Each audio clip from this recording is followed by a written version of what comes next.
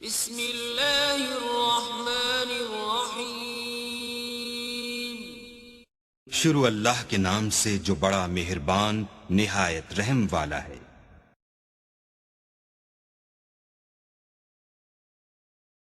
فقیر تھا، ملنگ درویش، اللہ کا بندہ۔ اس کی عادت یہ تھی کہ اپنے ڈیرے پہ آنے والوں کو کھلاتا، ان کو پلاتا، ان کی ضروریات کا خیال رکھتا، لیکن ان کو مالی آسودگیاں نہیں تھی۔ ہوتا یہ تھا کہ بعض اوقات لوگ آتے تو ادھار لے کر کے وہ لوگوں کو کھلا دیتا۔ خیر، چونکہ فقیر کا مزاج یہ ہوتا ہے کہ لوگ آئیں اس کے ڈیرے سے کھائیں۔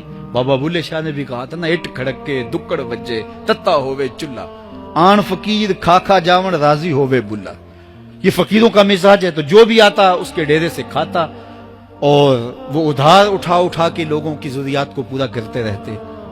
وقت آخر آ گیا، جن لوگوں نے ادھار دیا تھا وہ سارے تقاضا کرنے آ گئے۔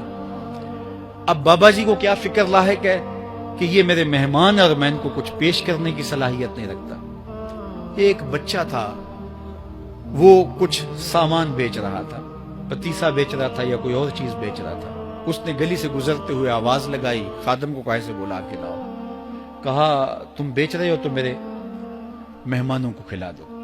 بچہ بڑا خوش ہوا کہ میں سارا دن گلیوں میں گھوم کے یہ پتیسا بیچنا تھا، اب یہ ایک جگہ ہی سارا فروخت ہو گیا تو یہ تو موج لگ گئی، میں جلدی گھر چلا جاؤں گا، میری ماں خوش ہوگی۔ تو سارا ان مہمانوں کو کھلا دیا گیا اور اس کے بعد کہا بابا جی پیسے؟ کہا تم بیٹھ جاؤ، جب ان کو ملیں گے تو تجھے بھی مل جائیں گے۔ وہ بیٹھ گیا، 2 4 10 منٹ بیٹھا تو بچہ تھا، پھر کھڑا ہو گیا، بابا جی پیسے؟ کہا جب ان کو ملیں گے تو تجھے بھی مل جائیں گے۔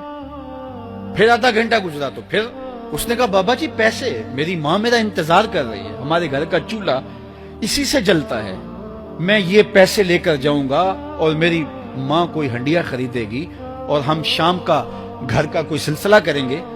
کہا بیٹا جب ان کو ملے گا تو تجھے بھی مل جائے گا۔ بچے نے رونا شروع کر دیا، یتیم بچہ تھا، اس کا سارا آسرا یہی تھا، اس نے رونا شروع کر دیا۔ جب بچہ رویا اللہ کی رحمت کو جوش آیا، کوئی مرید نذرانہ لے کے ان بزرگوں کے پاس آ گیا اور اشرفیوں کی بھری ہوئی تھیلی پیش کی۔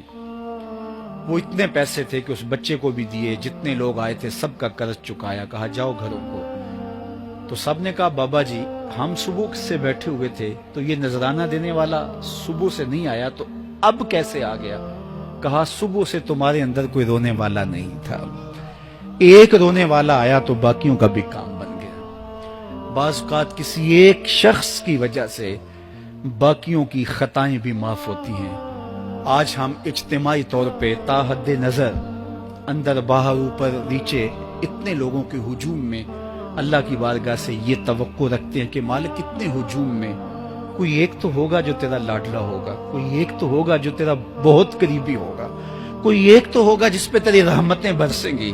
تو مالک اس کے صدقے سے ہماری خطائیں بھی معاف کر دے، ہمارے گناہ بھی معاف کر دے۔ کوئی ایک رونے والی آنکھ مل گئی تو باقیوں کا بھی کام بن جائے گا۔ اٹھ فریدا ستیا تے میلہ ویکھن جا، وت کوئی بخشیا مل جاوے تے توں ہی بخشیا جا۔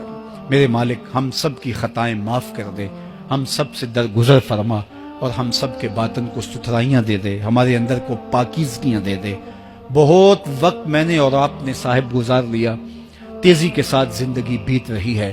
میں اگر اپنے آپ کو دیکھوں تو میری زندگی کتنی بہاریں کاٹ چکی ہے۔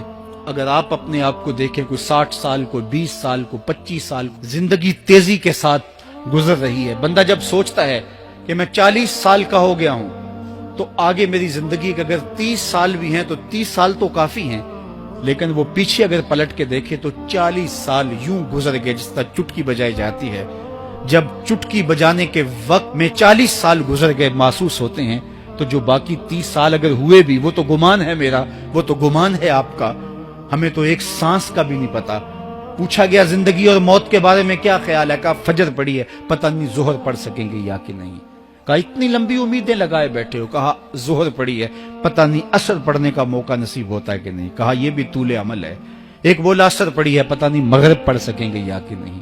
کسی نے کہا ایک رکعت پڑی ہے، پتہ نہیں دوسری رکعت بھی پڑھنا نصیب ہوتی ہے یا نہیں۔ کہا یہ سب تمہارے منہوں کی باتیں ہیں، میں تو کہتا ہوں ایک طرف سلام پھیرا ہے، پتہ نہیں دوسری طرف سلام بھی پھیر سکیں گے یا کہ نہیں۔ کیا موت اتنی قریب نہیں ہے؟ ہم نے اپنی آنکھوں کے سامنے لوگوں کو جدا ہوتے یوں نہیں دیکھا ہے. ہم کہتے ہیں اس کی خبر سنا رہے ہو موت کی، یہ تو میں نے ابھی سبزی والی دکان پہ دیکھا تھا. لیکن جب موت آتی ہے تو ایک لمحے کا تقدم اور تاخر نہیں ہوتا. تو صاحب آئیے اپنی زندگی کو اللہ اور اس کے رسول کی راہوں پہ ڈالیں. آج وقت ہے، آج موقع